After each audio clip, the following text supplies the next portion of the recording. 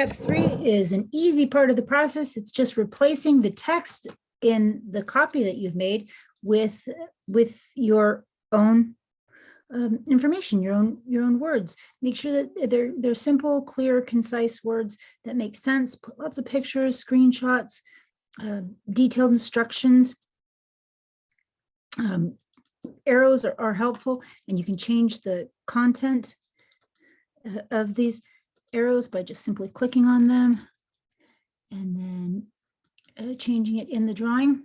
You can also include links to websites. If you don't have videos yourself, you should always be adding screenshots. And to take a screenshot, let's say I want to go ahead and take a screenshot of this section on a Mac, I would do Shift Command 4.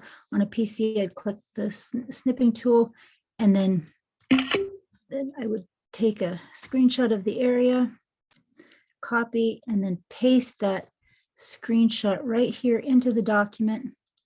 Remember, it's a copy, so you can paste whatever you want. This is yours.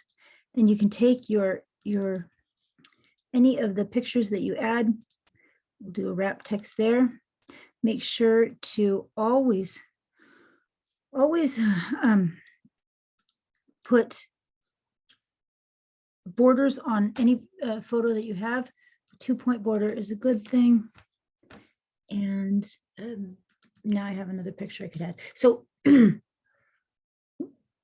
step 3, essentially, give very, very clear, simple, concise instructions, and it'll help everybody to better understand what it is that you're talking about. Right, that's that for step 3.